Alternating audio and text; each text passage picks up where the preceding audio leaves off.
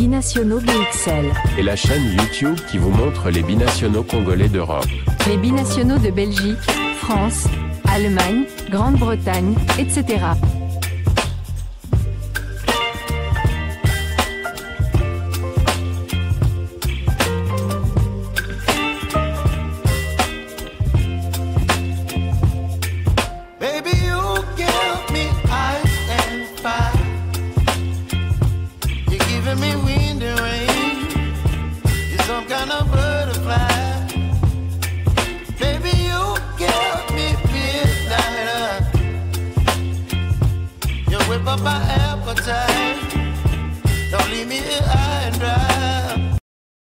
Binationaux BXL vous dit bonjour, nous sommes le dimanche 17 août 2025 et à la livraison de ce jour, nous allons aller du côté de l'Angleterre. L'Angleterre où l'on disputait la première journée de championnat et il y avait un match qui nous intéressait plus particulièrement congolais. C'était le match entre Sunderland d'un côté et West Ham. Donc en théorie on pouvait avoir 3 internationaux congolais sur la pelouse, mais il y en a eu 2 plus un trinational hispano-franco-congolais qui évolue du côté du club de Sunderland. Premier match en première ligue, première titularisation et première victoire. Que demander de plus? Le jeune milieu congolais Noah Sadiki, 19 ans, a parfaitement réussi ses débuts en première ligue hier samedi. Titulaire avec Sunderland, il a contribué à la victoire de son équipe face à West Ham. Score final 3-0. La rencontre s'est débloquée en seconde période grâce à un but d'Eliezer Mayenda à la 60e minute avant que Dan Ballard ne double la mise 13 minutes plus tard, avant que Isidore ne finisse le boulot à la 92e minute. Une entrée en lice réussie pour Sunderland qui signe sa première victoire de la saison. Du côté de West Ham, un autre joueur d'origine congolaise était sur la pelouse, Aaron Wan-Bissaka, car c'est de lui qu'il s'agit. Mais cette fois, c'est lui qui a vu la victoire filer entre ses mains face à ses compatriotes. Noah Sadiki a évolué dans ce match comme milieu excentré gauche et s'est retrouvé dans la zone de Wan-Bissaka. Nous avons pu assister à un duel âprement disputé entre les deux internationaux congolais. Tout comme pour Sadiki, Wan-Bissaka a disputé toute la rencontre du côté des Hammers.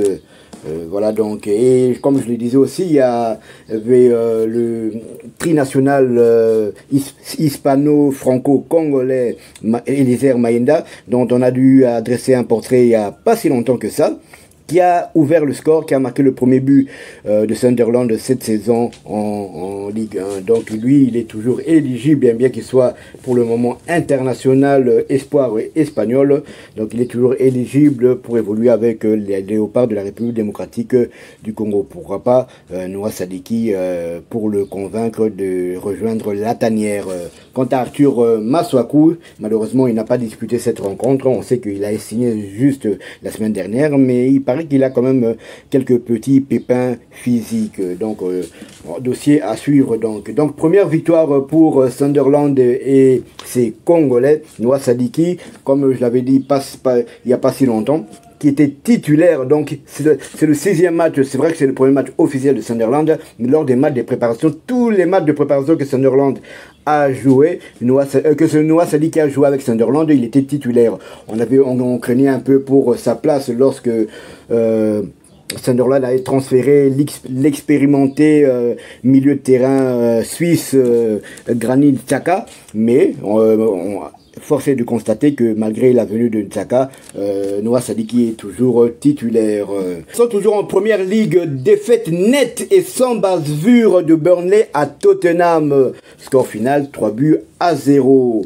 Malheureusement, l'international congolais Axel Twanzebe n'a pas joué ce match, faute à une blessure musculaire au mollet.